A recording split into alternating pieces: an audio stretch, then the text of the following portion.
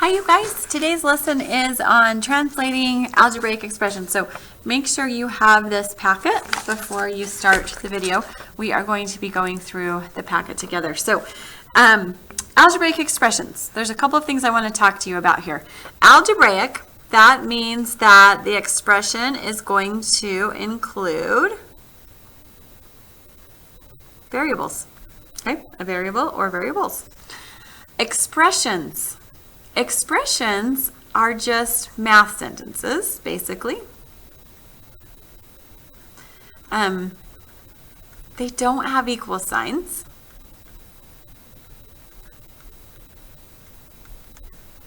We evaluate expressions, or we simplify expressions. We do not solve expressions, okay?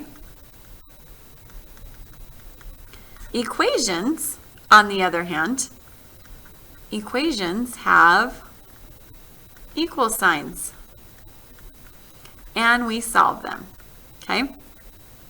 So we solve equations.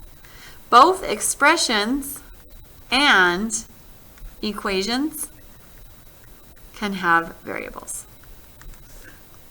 So let's go ahead and look right here where it says Maria bought 5 apples for 35 cents each.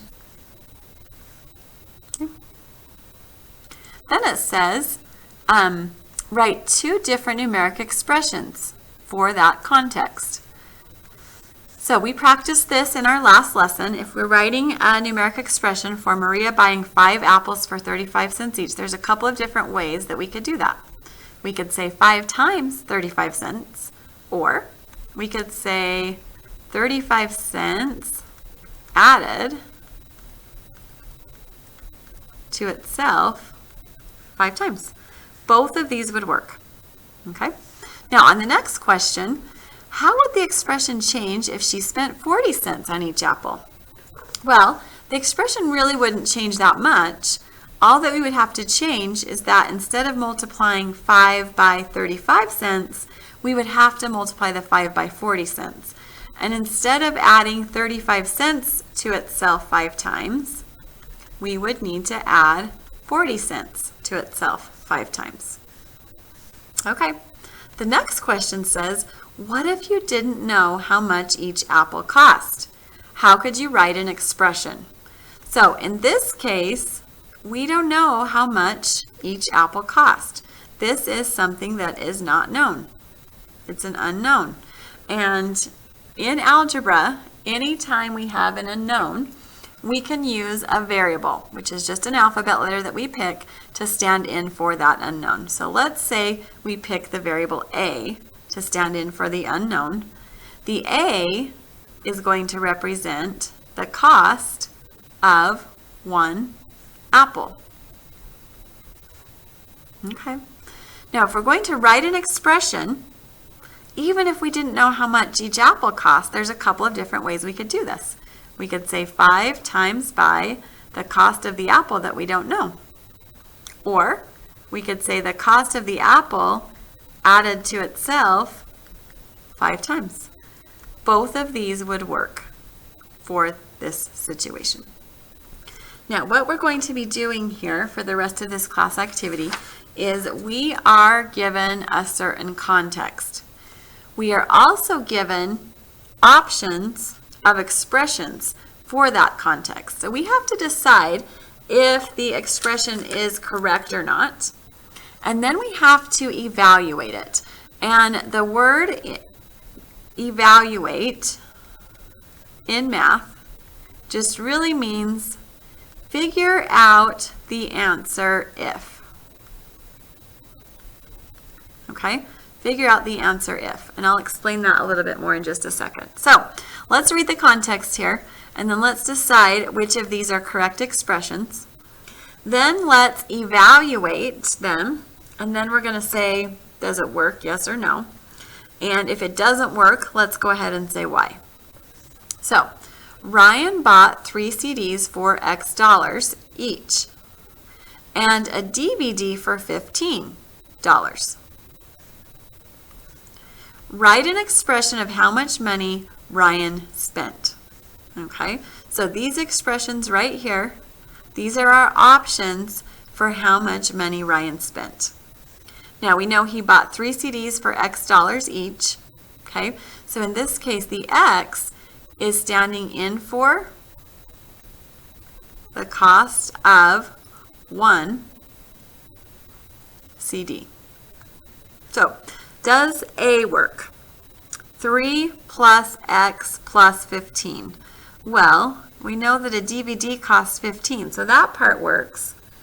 But 3 plus X does not translate into 3 CDs for X dollars. So we would say no. This does not work. Okay? What about B? 15 times by X. Well, a DVD costs $15, but we're not multiplying the cost of a DVD by the cost of a CD and then adding 3. So no, that one does not work. Okay, let's look at the next one. $15 plus X plus X plus X. Now remember, each X stands in for the cost of 1 CD. We know that Ryan bought 3 CDs, so this expression could work. We would say yes, it works. And then the last one, 3 times the cost of 1 CD plus $15. Yes, that one also works. So we had 2 of these that were the correct expression and 2 of them that were not. Now the next part, when it says evaluate, okay, that means figure out the answer if, and in this case, figure out the answer if the X equals 7. So if we plug 7 in for the X in this expression, we get 25. If we plug 7 in for the X in the next expression, we get 108. If we plug 7 into the next expression, we get 36. And if we plug 7 in to the last expression, we also get 36. Notice that the 2 that worked, when we evaluated those, we got the exact same answer. Okay. Now, did it work? We're going to say no, no, yes, yes. Why or why not? Okay, so in this case, you just need to explain why these don't work. And we talked about that just a second ago. Okay, let's go ahead and look at another one. I started with 12 jelly beans. Sam ate 3 jelly beans, and then Kyle ate Y jelly beans. Write an expression for how many jelly beans were left. Okay, so I started with 12. Sam ate 3, and Kyle ate Y. Okay, so the variable Y, that is standing in for the number of jelly beans that Kyle ate. That's what we don't know. So our job is to write an expression for how many jelly beans were left. Okay, so let's go ahead and look at A. Starting with 12, and then subtracting 3, and then subtracting Y. So this one works. This accurately represents losing 3 and then losing Y. So we would say yes. Okay, let's look at the next one. Now, 12, and then this says subtracting 3 minus Y in parentheses. This one does not actually work because this expression, well, and let's actually go back to this one in just a second. Okay, so this one does not work. The thing that's happening is the Y is getting subtracted from the 3 instead of the Y getting subtracted from the total that we started with. Okay, let's look at the next one, C. 3 plus Y being subtracted from 12. So does it work the amount of jelly beans that Sam ate and the amount of jelly beans that Kyle ate, adding that together and then subtracting from 12, yeah, it does work. And then the last one, 9 minus y. This one also works because if you take 12 and you minus 3, you get 9. And then you just have to subtract y from that 9. So now let's go ahead and evaluate these and see what we come up with. If we do 12 minus 3 minus 6, because in this case, when we evaluate, we're going to figure out this answer if we let the y be 6. So 12 minus 3 minus 6 is 3. Okay, the next one, 12 minus, in the parentheses, 3 minus 6. Now remember, whenever you are simplifying an expression, you have to follow the order of operations. Okay, so that would mean we would need to do what's inside this parenthesis first. 3 subtract 6 becomes 3 plus a negative 6. So that's going to be 12 minus a negative 3. And then you guys know anytime you have subtracting a negative, that becomes adding a positive. And 12 plus 3 would be 15. Okay, the next one, 12 minus 3 plus 6. So if we do what's in the parentheses first, that gives us a 9. And then 12 minus 9 is 3. And then the last one, 9 minus 6, that would be 3. So, did it work? Yes. No. Yes. And yes. And for this one, you just need to explain why it did not work. Okay, let's go ahead and try another one. And in fact, I want you guys to try this one on your own. And then I want you to pause your video, bring it back, and show it to me. Let me check it off with you, and then you will push play on your video. Okay, so I'm going to correct this one with you. So after you've had that corrected with me, go ahead and move on with the video. So the next part, for each context below, draw a model for the situation, label all the parts, and then write an expression that answers the question. The first one is done for you. So, Jill bought 12 apples. Jan bought X more apples than Jill. Write an expression to show how many apples Jan bought. Okay, so Jill bought 12 apples. Jan bought X more apples than Jill. Okay, so Jan bought all of Jill's apples and then X more apples than Jill did.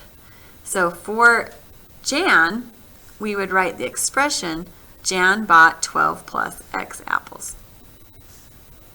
Okay, so let's go ahead and do this one. We'll draw a picture. Josh won 12 tickets. Okay, so I'm just going to draw a little box here to represent Josh's tickets. And then it says Evan won P tickets fewer than Josh. Write an expression to represent the number of tickets that Evan won. Okay, so if this is Evan's tickets,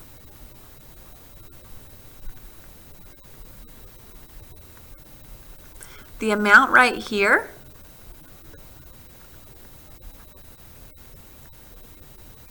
that's going to be the P tickets less than Josh's. Okay, so for our expression, we would just say 12 minus P. That would leave us with the number of tickets that Evan won. Okay, let's look at the next one. Tim is 3 years younger than his brother. If his brother is Y years old, write an expression to represent Tim's age. So if this is the brother,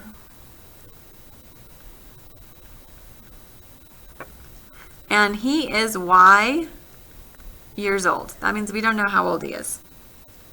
We do know that Tim is 3 years younger than his brother. Okay, so this part of our picture right here would represent the 3 years younger. And then right here, we would say Tim is younger. So our expression here would be Tim is 3 years younger than his brother's age. Okay, now for the next part, I'm okay if you don't want to actually draw the pictures for the contexts, but let's go ahead and look at these next two. So Carol washed 8 windows. Mila washed W windows fewer than Carol. If both Carol and Mila earned $2 for each window they wash, write an expression to represent how much Mila earned for washing windows. So when we write our expression here, it's for how much money Mila earned for washing windows. Okay, so we know Carol washed 8. I'm just going to write some notes here. And we know that Mila washed 8 windows fewer than Carol. So for Mila, we know that she washed W windows fewer than Carol. So if Carol washed 8, Mila washed W windows fewer than that. If both Carol and Mila earn $2 for each window they wash, write an expression to represent how much money Mila earned for washing windows. Now, this is the expression for Mila. We got it by using the information about Carol, but this is the one that we are going to continue with because we want to write an expression for how much Mila earned washing windows. And Mila earned $2 for each window she washed. Okay, so this would be our expression. Okay, so let's go ahead and look at the next one. Jan bought 8 more apples than Jill. Jill bought 4 apples. Each apple cost 10 cents. Write an expression to show how much money Jan spent on apples. Okay, well, what we know here is that Jill bought 4 apples. We know that Jan bought more apples than Jill. Okay? We know that she bought more apples than Jill. So if Jill bought 4 apples, Jan bought apples more than that. Now, each apple costs 10 cents. So if we let 4 plus A represent the number of apples that Jan bought, we know that each of those is going to cost 10 cents. So this would be our expression. Okay, now what I want you to do is you are going to do 8, 9, 10, 11, and when you turn in this assignment to me, I am going to go through and look at what you came up with for each of the different expressions. Like I'm going to look at what context you came up with for those. Okay, so let's quickly go through 12, 13, 14, and 15 together, and then you can go back and fill in the ones that we didn't do, which is 8, 9, 10, and 11. So, for each context involving a percent increase or decrease, write an algebraic expression for the questions. Use a model if desired. Here we go. Tanya had X number of marbles in her bag. She lost 25% of them when they spilled out by accident. Write an expression for the number of marbles she now has. Okay, there's a couple of different ways that we can do this. We can say that she had X number of marbles in her bag and she lost 25% of those. So we would have to multiply 25% times X and then subtract that from the number of marbles that she started with. So that's one way we could write an expression. Another way we can write an expression for this is if we say that she started with 100% of the marbles and she lost 25% of them, that means she is left with 75% of them. So we could say she has 75% of the marbles that she started out with left. Okay, let's look at 13. Bruno has an m-inch vertical jump. He wants to increase it by 30%. Okay, so he has an m-inch vertical jump. He wants to increase it by 30%. Write an expression for how high he will be able to jump if he's able to increase it by 30%. Okay, well, if his vertical jump is m and he wants to increase it by 30%, well, we'd have to figure out what 30% of m is and then add it to m. Okay, so this is one situation. Or we could say if the m is 100% and he wants to increase it by 30%, that means we would be finding 130% of m, which would be 1.30 times by m. Okay, 14. I want you guys to go ahead and do these too, okay? 14 and 15. Go ahead and work on these. Bring them back to me. Show me that you have the rest of this packet done. So you guys are going to do 8, 9, 10, 11. You're also going to do 14 and 15, and then you're going to show me those before you move on with finishing the rest of this assignment.